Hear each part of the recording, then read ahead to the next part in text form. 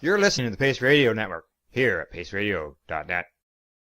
The opinions of the individuals during this broadcast are their own, and may not be the opinions of their group or other organizations they may be involved with.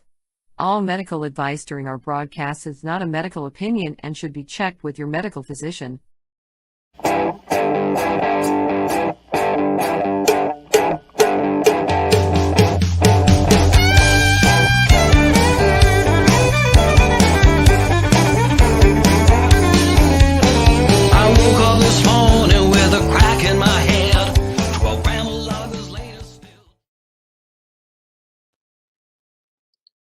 Welcome to the Pace Radio Show. We're live here at paceradio.net and cbgtv.com. Good evening, Tamara. How you doing?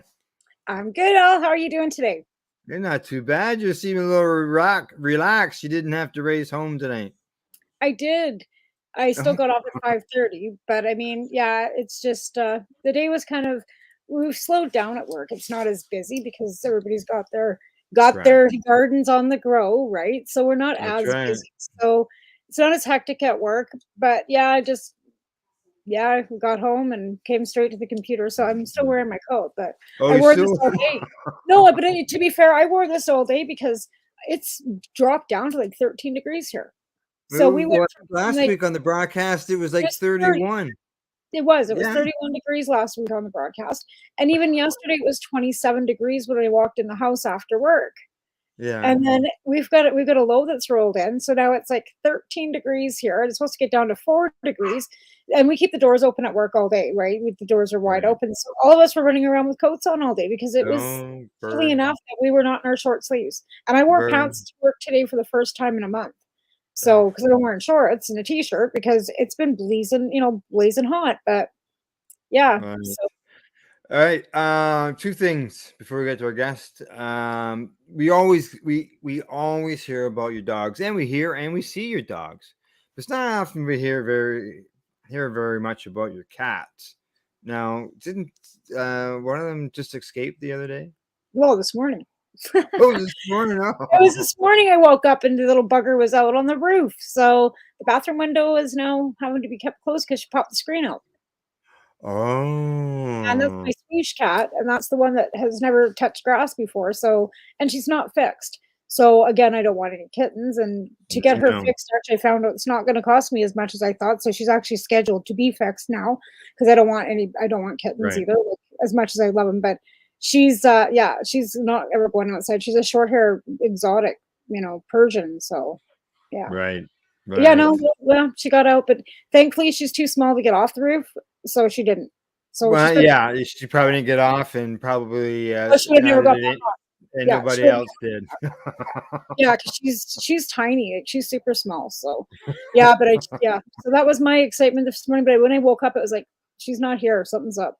So I went upstairs, and there she was in the bathroom window, on the outside of the bathroom window. To be fair. Well. Now you've found out where she could escape. Oh yeah, that'll stop right smartly. That's the end of the problem. Yeah. How's you've got dogs and cats and stuff too, so you've got cats. And I think that's what makes it so overall, right? Yeah, right. We see the pictures of your beautiful white German Shepherd. She's beautiful. Yes, Tessa. That's right. Exactly. She's named after a cannabis strain. Auto flowering white Tessa. Oh, nice. Yeah. Well, one of my cats is named Shiva, so I've got a cat named Shiva as well. And I used to have an indica that I have, but he was one of my Manxes we had on the farm. So I have a tendency of naming my pets after cannabis too. Well, we looked at a list of 100 white dog names. I went through the whole list, and we couldn't find something that we agreed on. So then I found something that was cannabis related, even though I was told no cannabis related names. And I found something. She loves the name Tessa. So yeah, Tessa's the name. Perfectly. Yeah. That's now, what's that? That's 2 stoned birds at once. That's right. Exactly. All right. And the other thing I want to touch on was that the Mum Harvest Fest is coming up. It is. Absolutely. That's going to be July 14th through 16th in Nova Scotia. And I'm going to actually be sending out an entry. Oh, good stuff. Yeah, and I'm That actually would be for the John. That's for and I'm John Cook. sponsoring. Yeah, and I'm sponsoring Cannabis and Coffee with Marijuana is sponsoring the cup as well.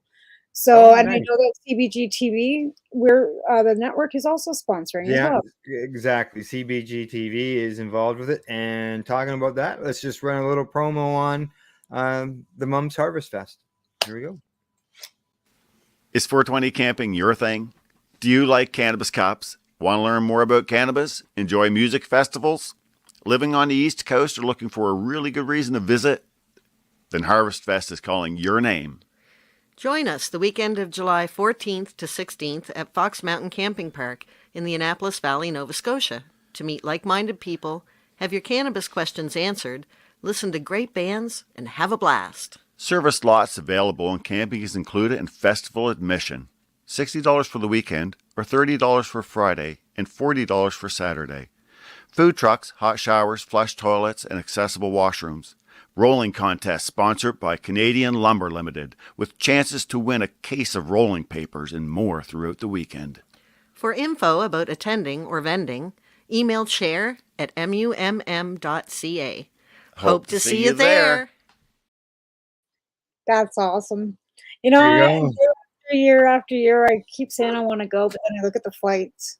Yeah. And then I look at, you're camping, so you can't get off a plane with a bunch of tents and, camping You're short. gear. So, Sleep in the back of your vehicle. yeah, but that would mean I have to drive. It would take me 7 days to get there. Yeah, I know. All right. Well, what do you say? Time to bring in Ted? Yeah, absolutely. All right. As I said, it's time we introduce our guest, Ted Smith of the Victoria Cannabis Buyers Club. Welcome to the Pace Radio Show. How you doing, buddy? Hey, hi. Doing well, thanks. How are you folks? Good. Doing really well. I see you're right into the as you know, we encourage people to medicate during the broadcast. That's as Tamara. We watched Tamara roll joints during the broadcast. So welcome. And I'm gonna roll another one right now because I don't smoke during the day, right? Like I go to work, I don't smoke before I go to work. I work an 8.5-hour day and I come home and I plow into it. Yeah, so is this Tamara's first joint of the day? Oh, second, because I smoked one before. So this is my second. Oh, okay. All right. So Ted, Well, this is far from my second joint of the day. I'll tell you that. Right? Yeah, I know that. Right? My boss has told me that if I want to vape cannabis out back, but where we smoke cigarettes, if there's nobody around, I'm able to. I just tell her that I'm good. Like I don't, if I need to, I've got my vape pen at work with me all day, every day, but I don't normally use it because I'm so busy that I just go. But my boss has told me that if I need to, I'm able to. Good. Supporting boss there for sure. Absolutely. Yeah. I feel very lucky to be able to smoke at work. That's for sure. Yeah, and it's a mainstream store. I mean, if there was other employees around, that I would not. Yeah. You're right. So if I was out there privately and needed my vape pen and there was nobody around, I could pull it out and nobody would say nothing. Right. So I'm medical, and she knows that, and she knows that I only. You're not back there hauling on it, getting it emptied every day. No, I'd have one pull, and that would be enough if I needed it. Yeah. Right. Exactly. The ability is there. That's something I'm grateful for. Okay, Ted, I'll tell you, man, you're just always doing something. Something's always on the go with you. Like we only had you on the show a month ago, and since then, two great big things, as far as I'm concerned, you guys have been through since that last show. So I thought, hey, this stuff's this is all piling up here. I gotta get them back on and get caught up on what's happening. Because in the previous show, we had talked about the fact that you had applied for an exemption from the Cannabis Act. So can you talk to us a bit about what that was, and then we'll get into the result of that?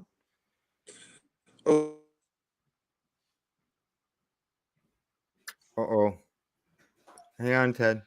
We can't hear you. Yeah, we can't hear you for some reason. Testing 420. Okay, now we can hear you. Nice numbers. Testing. Okay. I don't know what happened. All right, there. Go ahead. I don't know.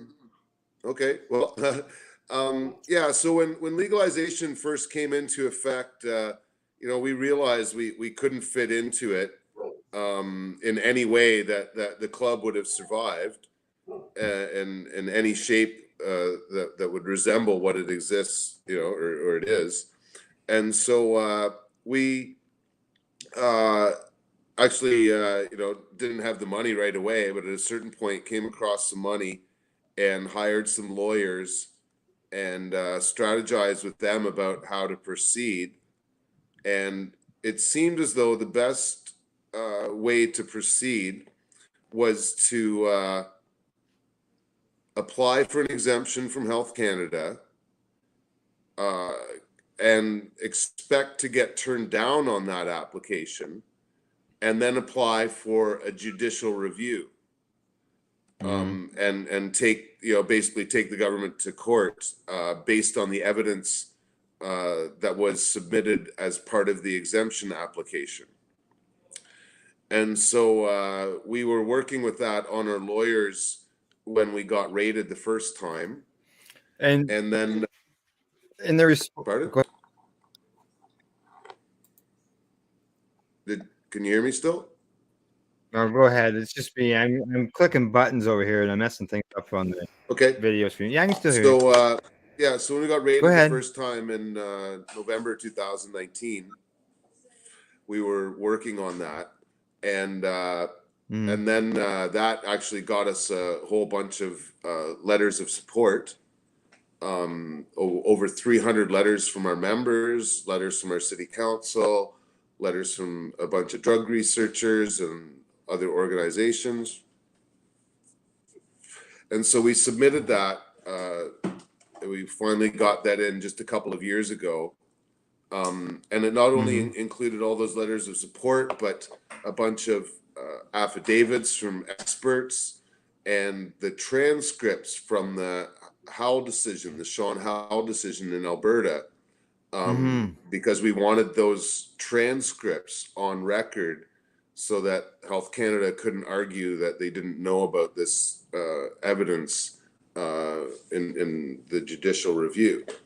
And so since then, we've switched law firms. We've now got like the top stars of the country, Jack Lloyd and Kirk Tusaw, working with us. Good. And we were given a letter of intent to deny that we didn't actually go public with, because we didn't want the public confused that we had been turned down on the exemption, when in fact we hadn't yet been turned down. And it was an interesting sort of point in our strategy that I kind of anticipated from the beginning, in that our original application, we made no concessions at all. And so we basically said we wanted an exemption to not only sell high dosage edibles out of the medical storefront and own our own kitchen processing facility, but we even said that we wanted to continue to purchase from designated growers and not licensed producers. And we also currently operate without medical oversight. We do require documentation from a medical professional. A person's been diagnosed, which invokes their charter rights to determine their course of medical treatment. So according to the Charter of Rights and Freedoms, our program is acceptable. But according to Health Canada, anybody using medical marijuana has to have a doctor who's not only prescribing and giving a dosage, but is, the oversight, kind of professional that is responsible somehow for the situation. I would assume that part of your intake, as you say, people have have a medical need. Like, I know in the past at compassion clubs that I was involved with in Toronto, they would take like referrals from doctors or something along that line, or a letter from a doctor showing medical things. Yeah, we take a variety of types of medical forms that essentially confirm that a person has a chronic permanent disability or disease. And that can be a workers' compensation form. It could be disability forms that doctors sign in order to get, the welfare, whatever the political correct term is for it now. There could here in be, Ontario, we ODSP. yeah, so Yeah. there's any number of types of documentation that we'll accept from. But anyway, They've when we proved got medical the need. They've proved their medical need. yeah Right. yeah Yeah. Yeah. Exactly. and so so we do that, and then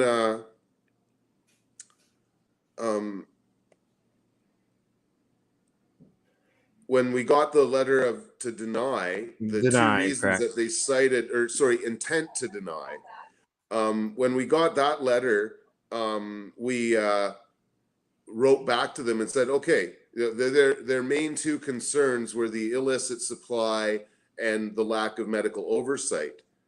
So we actually conceded on those 2 points and said, upon receiving a letter of intent to give us an exemption, we will transition so that when we get the exemption, we'll buy everything off of legal supply and we'll make high dosage edibles out of that. But we conceded to buying from a legal supply, and we also conceded to hire a nurse practitioner to come in and make sure that all the new patients that have signed up have got the medical qualifications per se that they need to become a patient of our club, and also provide any advice that patients may require about drug interactions or dosages or other options that they might want to consider. And so when Health Canada, though, they didn't care, we made those concessions. You met those two denied big anyway. demands. You met those two big We demands. met those two big demands, and Health Canada came back and said no anyway. How can they say that it's illicit if it's coming from a licensed designated grower or a licensed patient? That's not an illicit market. Well, they right? didn't say illicit, but it was not acceptable to them. Yeah, they wouldn't allow you to take it from the overgrows from licensed patients. Yeah, I forget how they worded it, but it had to be from their system. We conceded to that. What about so now we can get in front of a judge and microcraft? Like, what if they gave you a microcraft and you had somebody that could grow your own? Would it be enough to supply the club? Like, would they look at that? Like, is there any possibility? Yeah. Well, this is now what we have to argue in front of a judge. Yeah, because I don't think Health Canada would have conceded to us under any circumstances.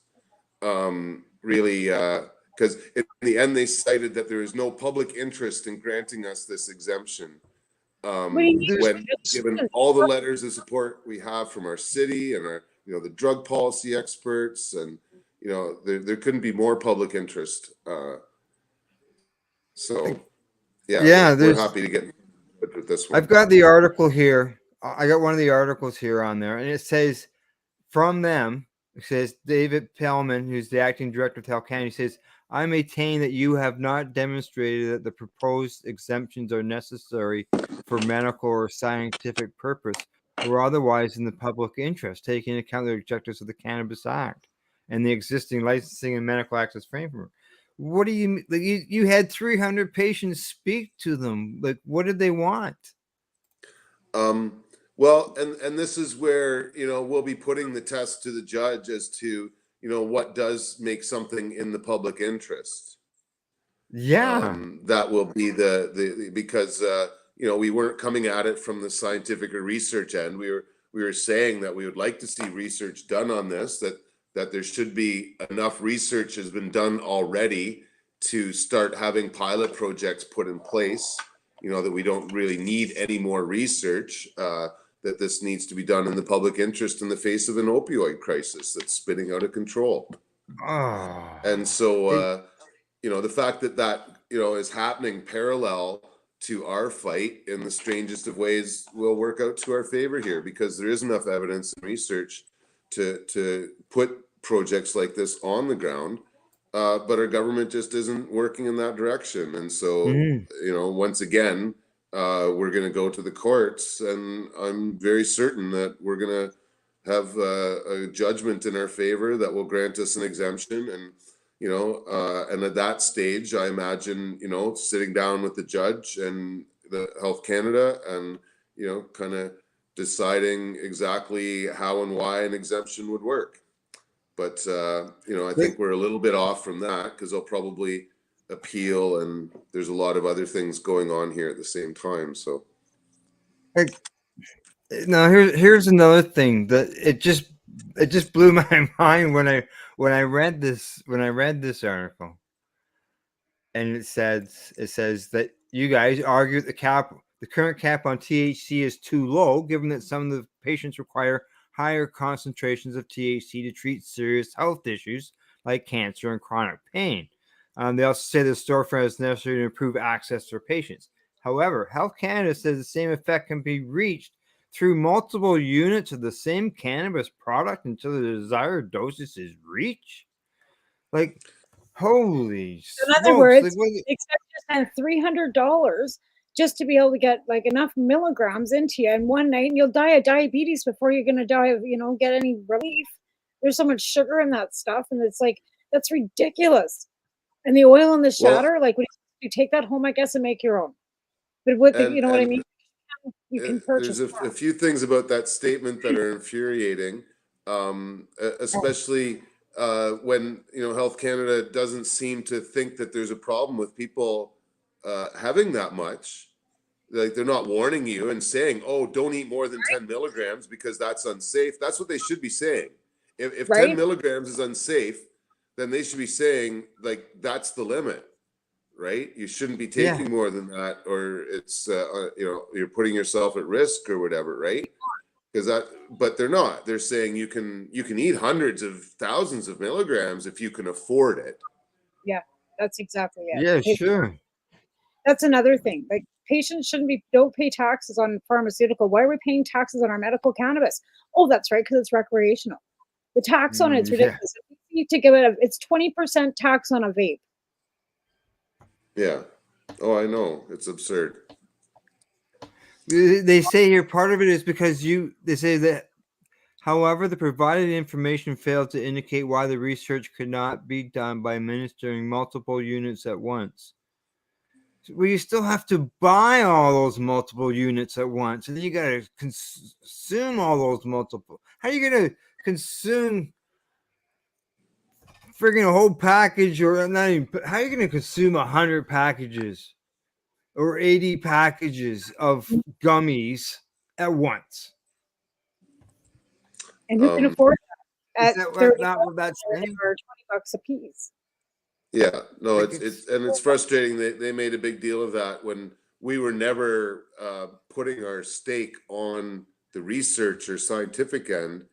From the very beginning, we said that this was a public interest issue, and that this matter sits in the public interest, and they don't make arguments about it being not in the public interest or why it isn't in the public interest. They just try and deflect from the issue by speaking, this isn't a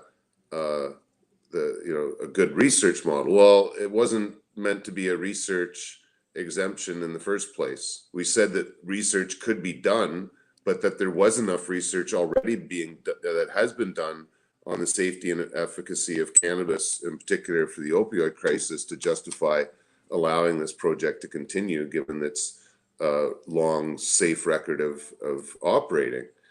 And so, the scientific research stuff that they kind of make out to be a problem really, wasn't one of the main issues anyway. It's very frustrating. Yeah. That's unbelievable. Exactly. I just don't understand why they can't. This is my questions: is why don't they, instead of like, why doesn't somebody come to the club and see how things are ran and see how you guys do things before they do some investigation on how things are done, instead of just assuming. Like somebody should have been like that just flabbergasted me that an inspector of some sort couldn't come in and take a look around. Like, what is the problem? They can come in and take your stuff. They can come in and make you feel uncomfortable and take everything away from the patients. Why can't they come in and watch you operate and see how you do it, and it's not improper? Like, I don't. That just kind of flabbergasts me. That whole system. Yeah. Well, they made up their mind, before they finished reading the material. Oh yeah, Very yeah, frustrating. We're just labeled as a big bunch time. of deviant criminals here, so it is what it is. Yeah. Like, Well, the saddest part about it is, as patients, we've never gotten anywhere without a court. Like, the government's never given anybody anything, no matter who, no, what, no matter how. And they got the Senate report too that showed there's no harms. They spent thousands of millions of dollars on the Senate report, and it never went anywhere. Yet they still want to keep fucking with us. Like, seriously, let us fucking take care of ourselves. We're trying to, and trying, yeah. I know it's frustrating for us and you're involved in this all the time. And we see it when it comes out on the headlines or in the news and stuff that you might post here and there online. But you're involved in all this. It's got to be. We have no access. We have to go to the legal stores or have a buddy or be growing it ourselves. So it fucks every patient, to be honest. Like, you can't, if you can go into a store, but you're still paying taxes, right? I go into a store, I'm still paying taxes, right? And like, it's not fair. We shouldn't have to pay tax. We should be able to source our own. We should be able to have at least that choice over our bodies. Yeah. And like, I seen further down that article, it mentions that they've got no problems with you guys having a storefront, but you got to follow all the Cannabis Act regulations and so on and so forth. So you'd be no different than just running a regular store and forcing patients to have to buy 80 packages and not be able to. That's not what you're about. Be able to give them any advice and not be able to hear what they're in. You wouldn't be able to even talk about it. Right, and they even cite one of the regulations about providing medical advice. Sorry, and it's really sad how now, according to the law, the only people in Canada that can talk about the medical uses of cannabis are really like doctors and nurse practitioners. And they've really muzzled everyone else to talk about the medical uses of cannabis without running afoul of the regulations. Not that they're going to really enforce the regulations, but they're on paper enough that it would deter a lot of people and companies from talking about medical at all without risk. College and physicians, Ted. I had a doctor, a friend of mine, and she sent me the policy for the BC College and Physicians. They deter the doctors. They tell the doctors you're not allowed to charge for anything that's like a prescription. It's illegal to take any money on top of it. But they basically tell them that not to do it. There could be repercussions. I've got the paperwork. I got it. I read it, and then I had her on the show last night too, my show. And it's the doctors that it's not that they're not wanting to. She's very interested in trying to learn more. But the BC College and Physicians. Yeah. It's the colleges that are controlling it. For example, there's no questions on the medical exam about the endocannabinoid system. And that's why doctors don't know anything about cannabis, because they don't have to learn about it in school. And so the colleges control the questions that are put on. Health Canada has tried to wash their hands clean. I questioned them at the panel in Kelowna. There's 2 reps there. And they're like, yeah, we would love for there to be a question on the medical exams. And if the doctors had to learn about the endocannabinoid system, you'd be damn straight they'd be, treating in law. They can currently keep their head in the sand their entire medical career, just have a completely dark, prejudiced view about cannabis the entire time. Pharmaceutical industry and the bureaucracy within Health Canada in such a way that it's really distressing. Yeah, it is. Just so you know, Ted, we got a couple comments here. I believe you might know. Do you know somebody by the name of Jimmy Touchdown? I'm Sound not familiar? sure. No. Well, I know his comments. He says that you still wear the same hat.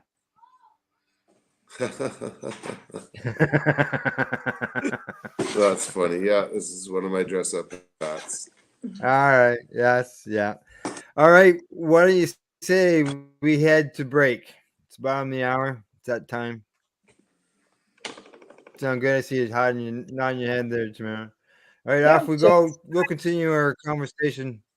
Yeah, we'll continue our conversation with Ted when we get back. You're watching the Pace Radio Show. We're live here at the Pace Radio Network, paceradio.net, and at cbgtv.com. You're listening to the Pace Radio Network here at paceradio.net. Babe, it's spring. Just saw a robin. Awesome. Let's get our butts to Limestone City Hydroponics. They carry Happy Frog and Ocean Forest soils and lots of promos. Limestone City Hydroponics carry everything you need to get veggies veggin', from organic fertilizer to cloth grow pots to, well, everything. Visit them today. Don't delay. In-store, free delivery, or curbside. We're here to help. 613-548-0420. In February of 2022, the Victoria Cannabis Buyers Club and Ted Smith were fined $6.5 million. This for helping 8,500 patients with access to medical cannabis.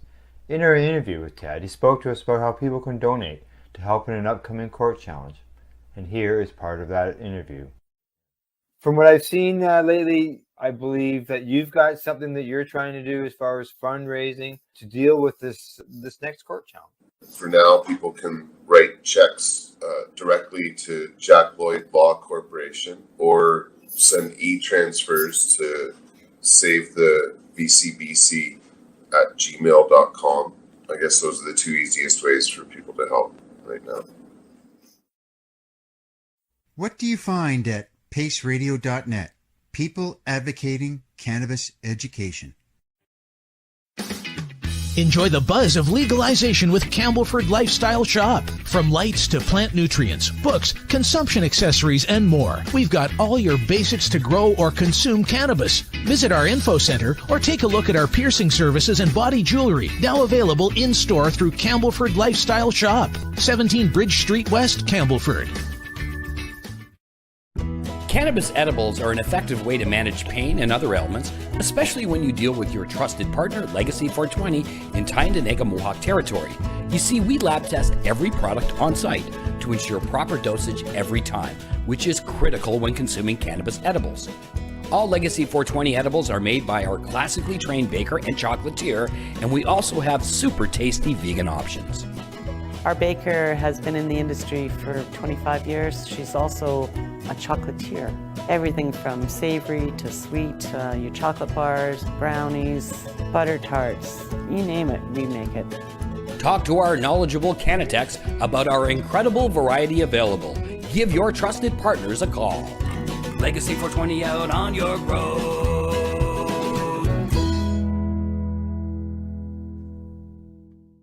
You're listening to the Pace Radio Network here at paceradio.net. Wasn't hitting that far. We're joined by our guest, Ted Smith of the VCBC. Well, Ted, I've got a picture here of all the patients that spoke. The picture that you had on your wall. Can you guys hear me? Can I go ahead and show it to everybody? Who all the people were? Yeah. I can't hear you. Yeah. We can hear you. Oh, no. We can hear you. Ah, crap. Let's see. No, his mic's not muted. Obviously, we can hear him, but he's got no sound at his end. Okay. Guys. I'll send him a message. We can hear you. Oh, we can hear you. Okay, yeah, you hear me, but I can't hear nothing from you. Okay. I could just talk to myself all day. I'm good at that.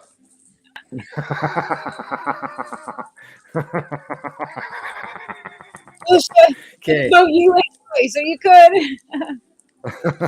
Now, okay, I I'll can't just keep smoking joints. How's that? I just keep sorry, Joyce. Now I I'll just keep can't. nodding as you talk, like I'm agreeing, right? All right, Mike. I can change. I can change Mike's settings, but I can't change his. I can remove him. Maybe just go in and All right. Can you hear us now, Ted? Okay. No. I can't remove. I don't know. I don't think I can remove him. Oh, there he is. Okay, he's got the message. I'm going to tell him to leave the room and come back. There we go. See if he gets that.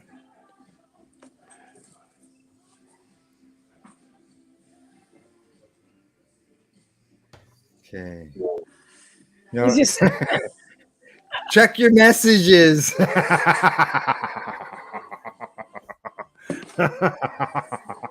This is funny. He responded on the chat. Okay. Well, chat. Hello, Al. Hi. Leave the room. He's not seeing the chat. No, he did though. He did. He responded with a hi to it. Okay. I got to find a blank piece of paper and write the word chat on it.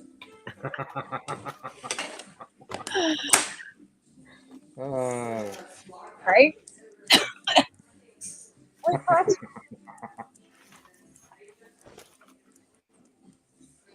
What you can write you do? me a message? Yeah. Chat. Oh, go to the chat. Okay, that's smart. Okay.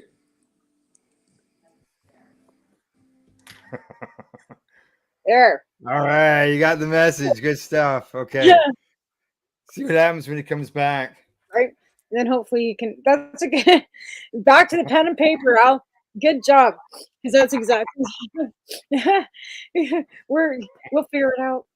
Yeah, but yeah, we technical difficulties sometimes with a live show. That's what happens. Well, yeah, and there's nothing that we can do at this end. No, because it's not like a studio that we've got control of. Right. Right. We're not muted. You know, that was one of the first things I checked. You right? No. Yeah, and you responded, so yeah, I can hear you, and I could hear him, and I can hear you. Yeah, yeah. The problem's at his end, and sometimes that's one way of correcting is basically having him leave and then come back, so it resets everything. Yeah. Hopefully. So why don't we wait for him to come back, and in the meantime, I will run the Mom Harvest Fest promo again. Okay, sounds good. All right. We'll be right back, folks. Is 420 camping your thing? Do you like cannabis cups? Want to learn more about cannabis? Enjoy music festivals? Living on the East Coast or looking for a really good reason to visit? Then Harvest Fest is calling your name. Join us the weekend of July 14th to 16th at Fox Mountain Camping Park in the Annapolis Valley, Nova Scotia, to meet like-minded people, have your cannabis questions answered, listen to great bands, and have a blast. Service lots available and camping is included in festival admission. $60 for the weekend or $30 for Friday and $40 for Saturday. Food trucks, hot showers, flush toilets, and accessible washrooms. Rolling contest sponsored by Canadian Lumber Limited with chances to win a case of rolling papers and more throughout the weekend. For info about attending or vending, email chair@mumm.ca. Hope to see you there. Oh, there's some more info on the Mom Harvest Fest, and I see Ted is back. Can Ted hear us? You. Yeah. All right. That usually. That was fun. Good stuff. Okay. Good. Before the break, we're talking about the fact that you had patients involved and submitted their information. I got mosquitoes, and I see that you had a picture of them that you posted online of the people, of some of the people, I guess, of people that probably went and seen them. That picture was of the patients that were in the Health Canada meeting. Oh, okay. All right. That's the next subject then. Yeah, like I say, the letters are submitted like 3 years ago or 2 years ago. And so, yeah, the Health Canada meeting that we had last week was a little fresher than that. All right. Well, here I'll bring up the picture of those people. All right. When it comes to this, there you go, right there. Oh, I got a message shown there. There we go. Got a few there. I got Ted there too. Now, do you guys know Corey? Yes. Okay, Yep. good. Yeah, she's a little And- superstar. Yeah. Yes, there she is, right there in the front. And yeah, there's Ted in the back. I don't know. Oh, I see Owen is tagged in it. Yeah, you'll probably know that guy. Yeah, I'll know that guy. Jack was on the show with me. Oh, here she's flashing by. Hi. Hi. She's just finishing her work today, so. But, Corey. yeah, I don't think you've had any of the other members on your show. Some of them have written affidavits, and some of them, this is their first time representing our club at all. Right. Good. And you know, it's good getting new people involved that way, you know, as well. Yeah, definitely. Okay. We need all the help we can get right now. Oh, for sure. Exactly. You know, obviously Corey's got a powerful story. Yeah. There's no doubt about that, you know, and the others as well. So it's, you know, just for them to turn around and say the things that they said. But these are the people who went to the Health Canada meeting. So Health Canada turned you down for an exemption on all this. Now it comes to your meeting with Health Canada. Was this something that you initiated, or was this something that they initiated? Well, Health Canada last year got an expert panel to review the Cannabis Act. Right. And part of that review considered the medical marijuana program. And so they've had some Zoom meetings that I've been included in, mostly with clinics that will sell licenses to patients that are typically wanting to get a license to grow. And so, or buy cannabis from a licensed producer. And so, but there was the Arthritis Society was there, and a couple of researchers were there as well, in these Zoom meetings. And at one point, you know, they mentioned that they wanted to have a day meeting of just patients where they could ask patients questions. And they even said at one point that they were going to visit compassion clubs. So we sent them an email inviting them to our compassion club that they never really even responded to. And then this meeting in Ottawa never even ended up happening because the federal workers went on strike there, and they ended up canceling the meeting and doing some Zoom meetings instead. But it had been such a frustrating process that we actually stopped responding and weren't going to send any patients to their meeting at all, partly because the meetings were dominated about issues with Health Canada's program, and we wanted to talk about our program because we're doing something better than Health Canada, and we want to explain how it works and why it's so important. And, you know, we could shoot down Health Canada's program all day long, but that'll never make it better. That'll never give them ideas about what could be done in a safe, effective way that would improve healthcare outputs and efficiencies. And so, you know, and it was funny because in the very first meeting, I was told that the chair of the meeting had some questions that he wanted to ask me about access. And so I never put my hand up to speak until towards the very end, because I thought I was going to get asked some questions. And I finally got to speak 2 hours and 55 minutes into a 3-hour meeting. And so it really was quite frustrating in a few ways.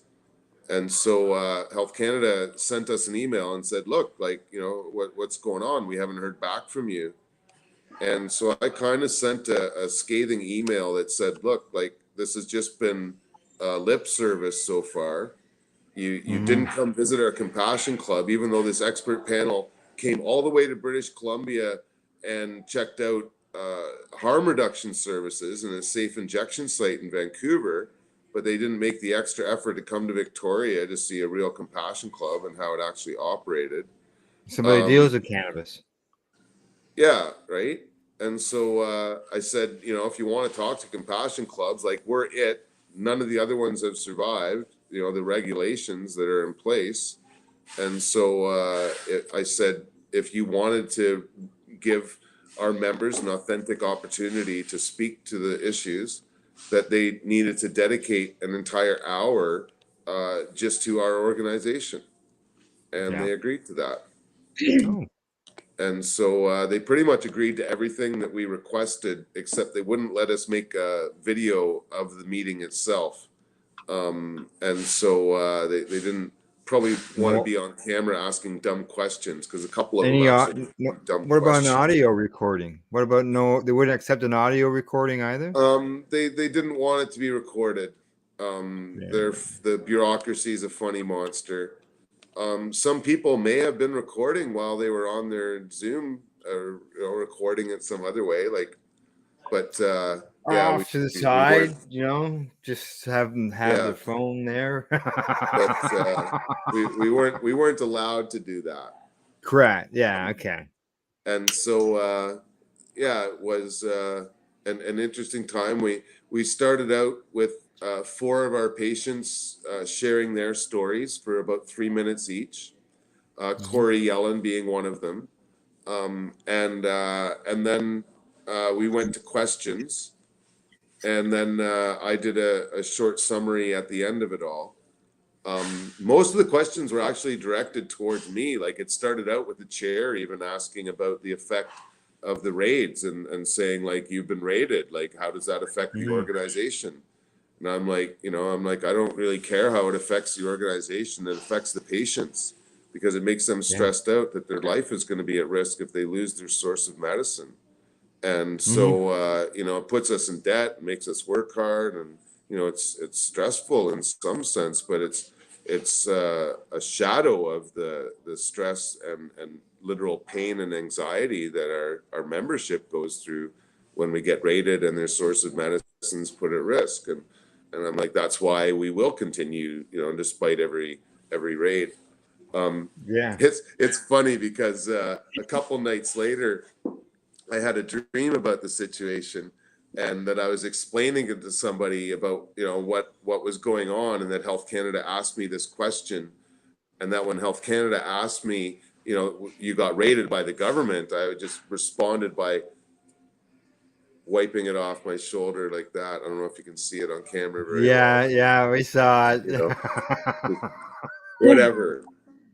The raid doesn't matter. Let's focus on improving the program for everybody, because they could, you know, and so, and then, you know, they had some questions about staff training, and part of what we were trying to do here was to convince Health Canada that we didn't need to have medical professionals explaining to patients how much cannabis to use or what their dosage levels should be, that the best people to help patients understand how to use cannabis as medicine are people who've already themselves learned how to deal with their symptoms and pain using cannabis as medicine, because they can describe, you know, how it works better than a doctor or pharmacist who has no real experience with how cannabis affects them and just kind of reads about it in a book. And then it's patients that have recovered their health through cannabis that have the incentive to learn how this medicine works and what the options are, and what the best uses of the plant is, and what the best products are. And, you know, and again, you know, people that are pharmacists and doctors that are just helping out other people, don't have that incentive to be educated, and so Corey's story of having survived cancer and then turning around and helping other people survive cancer is really typical of what's happening now, because people are getting most of their medical information about using cannabis from peers, because the medical community is muzzled or reluctant to speak to it. And so, we've had to work around them. You've got patients sharing their stories about their experience and how it's benefited them. Now, I was at the Lift Expo, and they were talking to the bud tenders about, what do you say to a patient that comes in and asks, or a person who comes in and asks a medical question? And part of the response was basically, you're allowed to use your experiences, but you can't claim any medical end. But you can say, well, I've tried this, and this helped me with that. Well, if they're accepted of that, but yet I know the stores aren't Health Canada, but still, it's proof. It's more proof. In NBC, they can't. In BC, they would ask you to leave.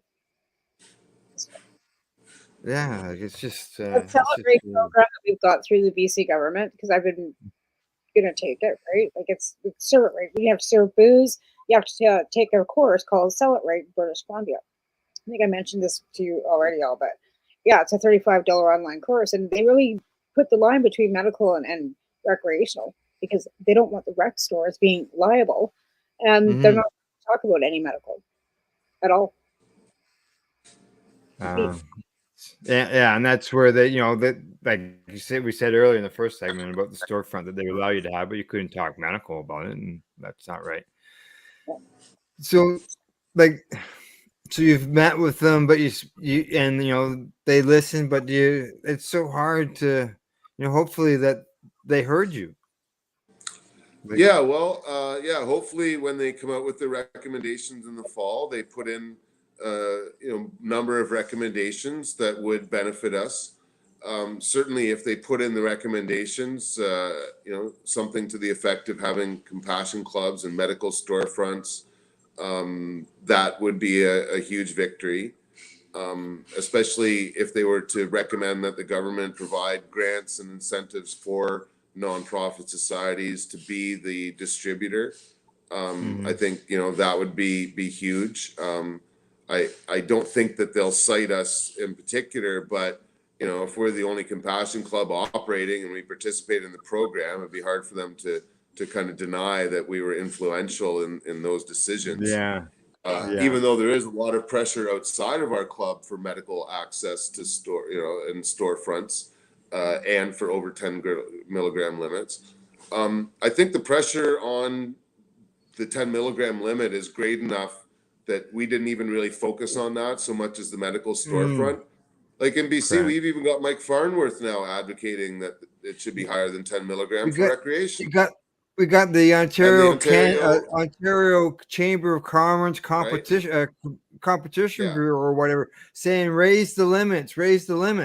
But you and I and Tamara and I'm sure some of our viewers out there will know that in the past, when Health Canada has changed something, especially when it comes to the act, it's been very small, very incremental. So sure, they can say, okay, we'll make the allowable limits 20 milligrams instead of 10. Right, we're doubling. Well, I think we have to be prepared for a disappointment. Yeah, because we don't know. No expectations. Yeah. Right. They'll move the goalposts a little bit. Hopefully it'll be more than double, because we'd still likely be, challenging that in court. If they brought it up to 100, that would be harder to argue against. But it's hopefully going to be somewhere in between, and we'll go from there. But it'll be interesting to see, if these recommendations are even brought into effect. There's an election coming up. and we may even have a different government. Who knows? Who knows? It's Yeah, you're right. But and often, even if it's the same government, if recommendations come in before an election, and then there's an election, and then there's a change of government, then it's like, such a long distance later that they drag their heels to make the changes. Yeah. So The I really approval see that the 10 milligram limit being beaten back in court as much as being changed through regulatory means here. Yeah. It's Well, So disappointing every time you turn around with Health Canada. oh, I know. If we have an election and we get different government, we won't, like, the same thing happened. Harper decided we were going to have the MMPR and we were going to, stop able to be growing. Where do we end up? Back and forth, right? Well, actually, the interesting thing is, Tamara, is that this is the bureaucracy, not the people that are in charge are making the decisions. The MMPR being a perfect example of that. So what I've learned happened is that the MMAR was a real headache for the bureaucracy in Ottawa. They hated it for a few reasons. For one, they had to deal directly with patients. No other bureaucracy within Health Canada deals directly with patients. They all deal with different administrations, health authorities and companies and stuff like that, but they don't deal with individuals. And so when bureaucrats got transferred to Health Canada's office and they learned that they had to deal with individuals with licensing for not only personal use, but for plants and for designated growers who, were often being called, or taking advantage of the program. So Health Canada would get complaints and, they wouldn't be able to do things about them because the local authorities would have to do something, and all these different problems within Health Canada. They were the ones that wanted to get rid of personal licenses. And they were the ones that came up with the idea of expanding from one company to dozens of companies that would provide all the medical marijuana products that anybody needed. And they figured that would meet the constitutional standards, that they could shut down personal licenses. And so when they went public with this, it was front page of the national newspapers that the cannabis industry could be as large as a $20 billion a year industry. That is when Stephen Harper found out that these changes were coming into effect, and he lost his shit. And he freaked out that this was happening, but it was too late. It was like a month away or less from the programs actually happening. So all these companies were getting their licenses. And if you recall, there was about 20 companies that got licensed, and then all of a sudden it just stopped. And there was a gap there of a year before companies started to get licenses again. That's because after those 20 companies got in, that's when Stephen Harper found out about this and put the stop. He's like, no more. We're done. That's enough. And so, the bureaucracy is driving these changes, and the politicians are really, just finding out after the fact what the bureaucracy wants to do. Yeah, because we had to, their government brought it out. Well, they were going to change it. The bureaucrats, as you say, were going to change it, but we had to fight the federal government to get it back. Well, to get the personal. Why wouldn't they just cave instead of forcing the appeals? Well, again, it's the bureaucracy. Because they don't care what the politicians have to explain to the public, because they're not the face of the government. The politicians are. So it's very difficult to deal with the bureaucracy, because it's more these entrenched ideals of maintaining strict adherence to the law, the kind of the thin blue line sort of attitude that often spills over into other levels of government where everyone else is compliant, so you have to be too, and if you don't like it, then change it. Don't think you can get away with breaking it. that exists from health authorities to bylaw officers. Like that's really how government typically operates. And so in a way, I think it's a miracle and really shows how much support we have that we are still going, despite the fact that we've stood up to all these laws and regulations and levels of government, and that we're still today standing strong with court protection, hopefully coming in the near future. Hopefully. All right, time for us to take a break. It's that time again. Time to pay some bills. Time to pay some bills. When we return, Tamara and I will continue our discussion with Ted Smith of the Victoria Cannabis Buyers Club. You're watching the Pace Radio Show. We'll see you shortly. You're listening to the Pace Radio Network here at paceradio.net. Babe, it's spring. Just saw a robin. Awesome. Let's get our butts to Limestone City Hydroponics. They carry Happy Frog and Ocean Forest soils and lots of promos. Limestone City Hydroponics carry everything you need to get veggies veggin', from organic fertilizer to cloth grow pots to, well, everything. Visit them today. Don't delay. In-store, free delivery, or curbside. We're here to help. 613-548-0420. Cannabis edibles are an effective way to manage pain and other ailments, especially when you deal with your trusted partner, Legacy 420, in Tyendinaga Mohawk territory. You see, we lab test every product on site to ensure proper dosage every time, which is critical when consuming cannabis edibles. All Legacy 420 edibles are made by our classically trained baker and chocolatier, and we also have super tasty vegan options. Our baker has been in the industry for 25 years. She's also a chocolatier. Everything from savory to sweet, your chocolate bars, brownies, butter tarts, you name it, we make it. Talk to our knowledgeable Cannatex about our incredible variety available. Give your trusted partners a call. Legacy 420 out on your road.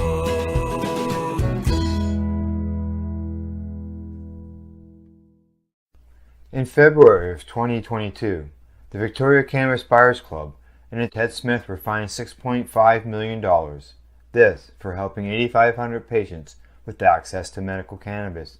In our interview with Ted, he spoke to us about how people can donate to help in an upcoming court challenge. And here is part of that interview. From what I've seen lately, I believe that you've got something that you're trying to do as far as fundraising to deal with this next court challenge.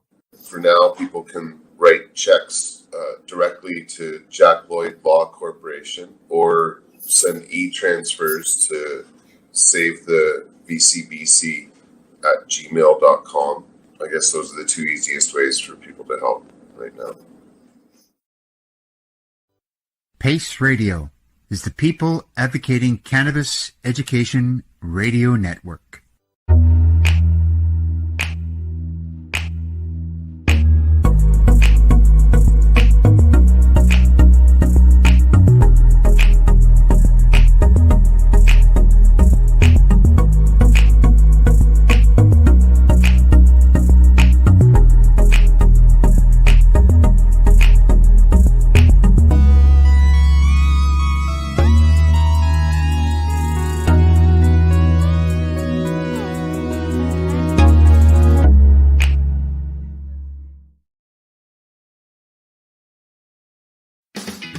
Enjoy the buzz of legalization with Campbellford Lifestyle Shop. From lights to plant nutrients, books, consumption accessories, and more, we've got all your basics to grow or consume cannabis. Visit our info center or take a look at our piercing services and body jewelry, now available in-store through Campbellford Lifestyle Shop, 17 Bridge Street West, Campbellford.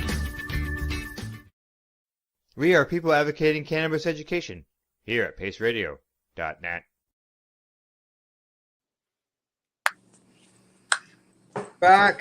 We're back. All right. First segment, guys, we were talking about the exception.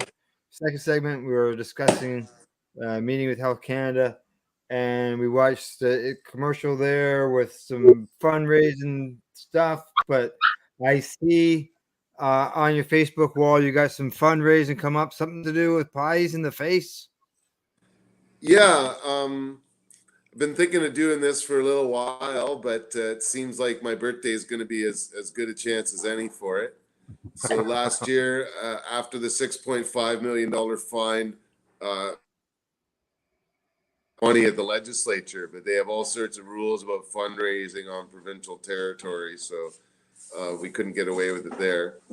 And yeah, so we've made this big 4x8 sheet of plywood and got a cartoon sort of image on it with a police officer or CSU officer with a $6.5 million fine in their hand, chasing me basically, with a bag of cookies and joints.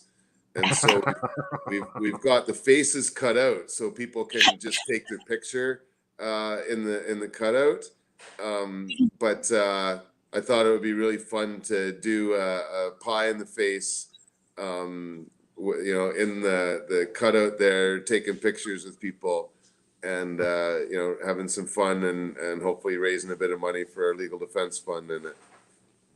Good. Are these just whipped cream pies, or is there maybe some chocolate in the mix, or what? They're going to be a coconut whipped cream, because my arthritis has taught me not to have any dairy anymore. So or sugar. So it's not going to be me eating as much pie as I would like, because honestly, I've been hitting the pie in the face before, but it was friggin' delicious, and I didn't mind. I got hit with my mouth open, like. Oh, so now you're going to have to close your mouth, prevent it from coming in, and in the end, the result is that you're going to get this pie in the face. Yeah. Perfect. Yeah, it's going to be a fun day, because after getting pied in the face, I'm actually going to be bringing everybody down to City Hall and doing my annual speech to the new City Council. And then there's a big festival, a ska festival in town. So I'm going to drop acid as soon as I'm done my speech and go to the reggae party. So it's going to be a fun night.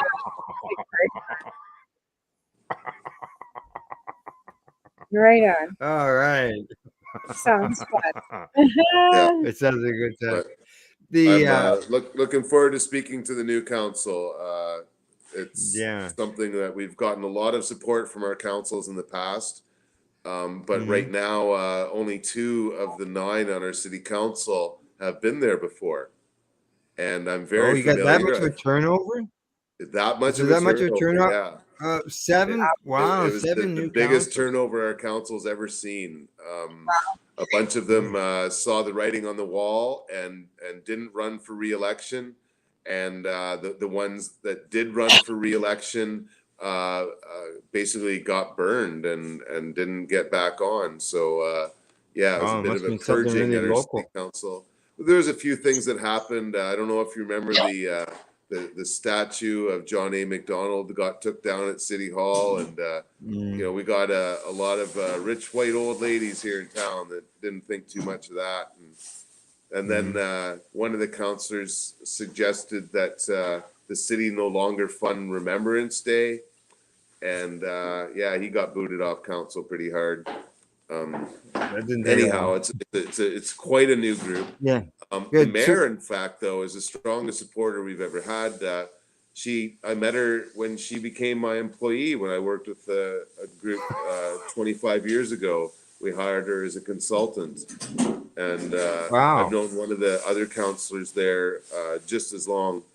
And so I have 2, real kind of long-standing supporters on council. We'll see.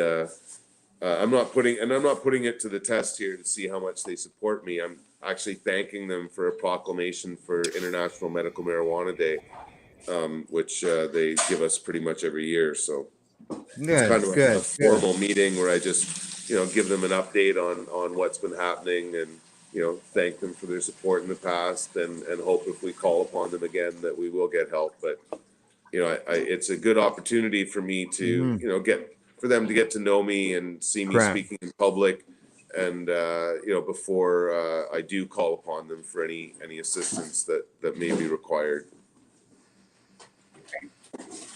It's good. That's it's a dialogue. It's communication back and forth, so they understand what you're about and they know who you are. And obviously, if two of them have known you for this long, what was that, Tamara? Well, Victoria is a pretty large city. It's not small. Like it's it's a pretty large city. It's it's the capital of British Columbia. So there's Parliament, bureaucrats and all the BS with our BC province right there. So yeah. Situation to be in, like situated wise. So this pie throwing day, pie in the face day, we never got to what day it is, when, like, the details. So I'm assuming anybody coming up. So it's going to be Thursday, June 22nd, and we're going to start at 4:20. The first pie goes to the highest bidder. So we'll see how high we get, but hopefully, we'll get a good chunk of change to get things started. And then, we'll see how long the lineup is. But, it might take a minute because I'm going to clean up a little bit before each one. I'm not going to get my, just sit there with this big, massive bunch of cream on my face. Like, now, obviously, you got to be there to throw the pie in your face. Yeah. But can people virtually bid on this first pie and then maybe have somebody that would throw the pie in your face for them? For example, somebody in Nova Scotia, let's say Deb Stoltz Giffen wanted to throw the pie in your face and bid it $100, for example, to be that first person, and she had the highest bidder. Like, could she say, "Hey, Jackie, throw that pie in Ted's face for me"? I would definitely allow for that. I guess maybe we should check, because we can accept e-transfers at savethevcbc@gmail.com. And so if somebody wants to make a big donation and sponsor someone in particular here to give me the pie, I would be up for that. So all right, we'll watch the emails till the last minute to see if someone outbids, but or maybe that'll be the starting bid, is whatever the highest donation is over the next short time, and we'll start with that, right? That sounds good. Yeah. Good idea, Al. That's a good idea. It like you help patients all across Canada, and this is an opportunity for patients across Canada in order to help give back as well. And nominating somebody to do it, sure. If I was there, I'd do it.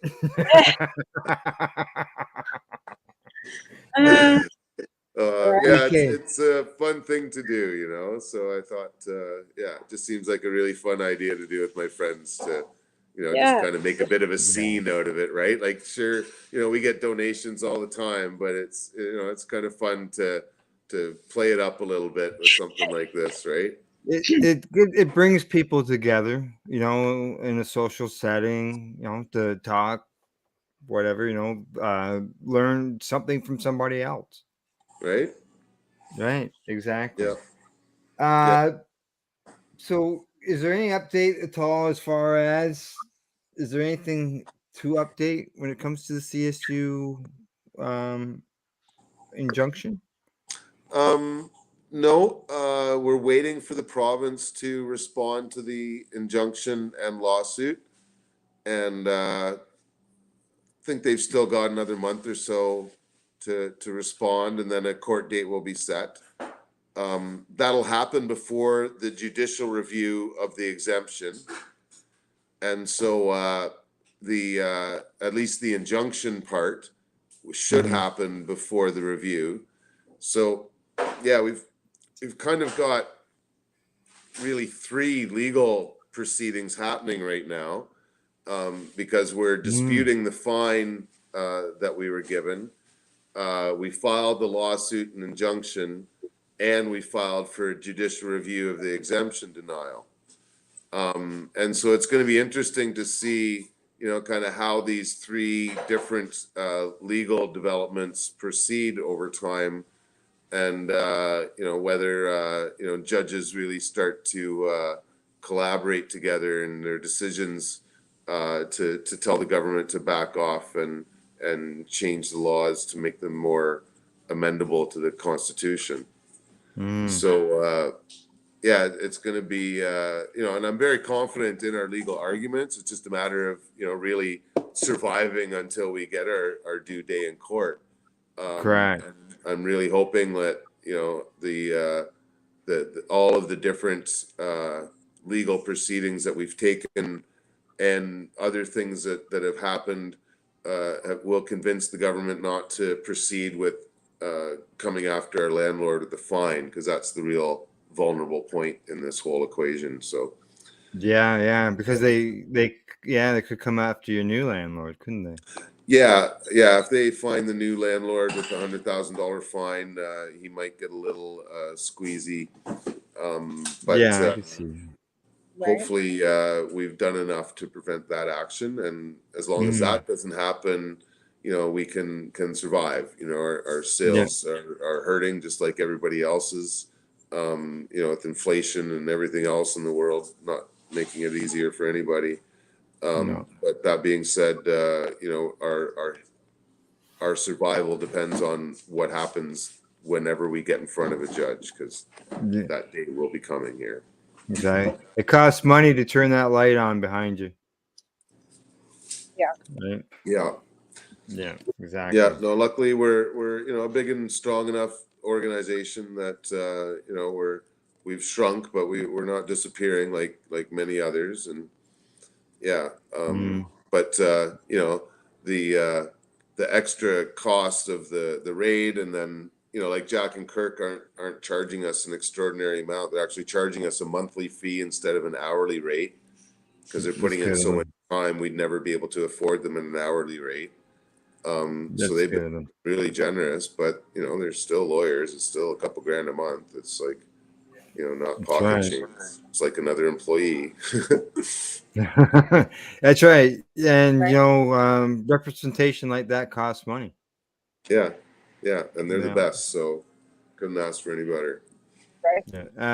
Tamara, you got any questions you want to throw in there? I see we're getting down to the last little bit there.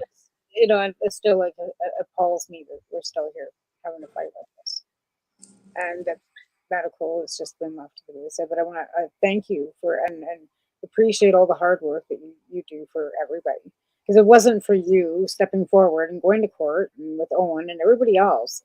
That's what's helped how many of us across this country. So you're a pioneer, you're a forefront. I want to thank you, because I can't, there's not enough words to express it. From one medical patient to another, thank you, because I think it helps so many of us. So we're behind you, from wherever we are. We got a cheering section right across the country. I hear it. Thank you, though. Thank you. Actually, I think I saw a picture you shared that of you and Owen in the courts.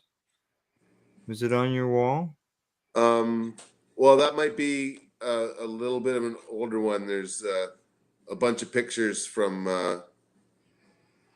the day that we filed our hearing that keep getting recycled in the Times Colonist. Okay. If that's what you mean. Well, it just shows how long you've been in the courts. Like, it's just battle, and fight, and you've been leading the way. And like Tamara says, where would we be without you? Well, lucky you don't have to worry about that, buddy. All righty. Okay. Let's get down. We got maybe 5 minutes here. Then we can check. We gotta shut her down. Where do people send donations then, Ted? To the VCBC? Save the VCBC at gmail.com. Okay. So and for anybody who maybe didn't get that written down or whatever, go to our commercial breaks, and then our commercial breaks is all that information on the promo over the fine and to help raise money for the VCBC. Thanks, All guys. right, we touched Thanks for having me that. on the show today. Oh, Yeah. thanks for It's always a pleasure. One last thing. I got one last thing on the list, and I'm getting notice that the next show is starting soon. You were in Edmonton, weren't you, recently? Was it Edmonton? Yeah, the Grow Up conference just a couple weeks ago. It was so much fun. I even got to play my game show, Reach for the Pot there. It was awesome. I had Kirk Tusaw on one team with Remo and his wife Sandra, and Ab Singh, who I don't know so well. And then on the other team, I had Robert Laurie and Kirk Tusaw's partner in business, Matt Barron. And my girlfriend, Clea, was on that team with Annalise, an employee of Aurora, of all friggin' places. Yeah. So it was really neat and so much fun, and they ended up tying at the end. It was just awesome. Oh, geez. Sounds like a great time. You spoke there or something, didn't you? Kirk and I did a little talk, yeah. But I guess next time they come to Victoria in October, they may give as much of a day on medical marijuana discussions. And so I expect to be much more a part of the next event that they're doing here. So if I get to do a shout out, then it's for Randy and the Grow Up conference, not only the one they did in Edmonton, but the one coming up here in October in Victoria. They rent the convention center in the Empress, the biggest, most expensive hotel in Victoria. They set a tent up for 3 days in the back of the Empress. I barely saw a talk last year because I just sat there smoking pot in the back because I couldn't believe I was doing it there, right? And it's just this, beautiful venue and this, first-class place. And it's all like small business that have transitioned out of the legacy into the real fucking deal, whatever you want to call it. But and they're struggling, and the ones that have become part of this network that Grow Up has developed are really committed. They love this plant, they love the culture. They're going broke, they can't afford to feed themselves half the time. But they're not giving up either, and it's been really a great thing to be a part of. So I'm looking forward to the next one. Good, and a lot of recognizable names that you said there that was involved in that game too. Oh yeah, and like Ed yeah. Rosenthal's coming at these things, and Bubble Man, and just a lot of really great people, knowledgeable people. Right. Good to know. Maybe we'll get one in Toronto. I think they do them in Niagara Falls because they're avoiding the big cities. So they don't go to Vancouver. They're not going to Calgary. They're going to places like Victoria that don't typically get that, like Edmonton, right? Like it had been 5 years since Edmonton saw one. Yeah, I think I got to agree with you on the Niagara Falls end of things there. I think, yeah. They got a lot of great convention centers there. And it's like a 3.5 hour drive for me, 3 hour drive. So yeah, but you spend the weekend going to the TYS. Well, it's Niagara Falls. That's right, eh? The room. I will have they have lots of hotels there, lots of rooms to stay. There's no doubt about that. All right. What was that, Tamara? It's probably super expensive too. Oh, well, it's Niagara Falls, right? They have a tourist tax. I know. I know, it's crazy. But a lot of stuff. The 420s in Ontario started there in Niagara Falls, Highway 420 and Victoria Park Avenue. Made their way down to Clifton Hill, down to the falls. People would speak in front of the falls or over on the grass hill off to the side. The police would block the the intersection so we could cross. It was always a good time. Always enjoyed ourselves. And then it's spread. They're all over the place. So, all right. Shout out time. Ted? Well, Randy Rowe and the Grow Up conference. Right. And where can people find the VCBC? I can't even remember the name of the last website we got. CSU keeps shutting us down. So you can find us on Facebook, I think you can find us on Google somewhere, but yeah, we do mail order across Canada, but we don't put our menu up online for everybody to see. We have a fake one up on our website. It's kind of like, do you know what whack-a-mole is? Right? Yeah, When you hit the thing yeah. and then it pops up somewhere else. Yeah, that's what we play with the CSU on our website. Awesome. All right, sounds good. Tamara, you got anything you want to throw out there at the end? No, I'm good. Yeah. All right. Okay, super. Just a reminder, Tamara and I'll be back next week with our special guest. You can catch us on Twitter. We're on Facebook. We're on YouTube. We're on LinkedIn. We're on Boxcast. We got viewers tonight watching us on Boxcast as well. Thanks to our sponsors, the friendly and helpful folks at Limestone, cityhydroponics.com or .ca. They have them both. They're located in Kingston, Ontario, and they're a new sponsor here on the Pace Radio Network. Legacy420.com, the Campbellford Lifestyle Shop. Also, a big thank you to our guest, Ted Smith of the Victoria Cannabis Buyers Club. Great work, Ted. Keep it up, man. Always a pleasure, folks. Thanks for having me. Thanks to you, Tamara, and thanks to everybody for tuning in and watching tonight's program. I really appreciate it. We'll see you all next week. Bye-bye.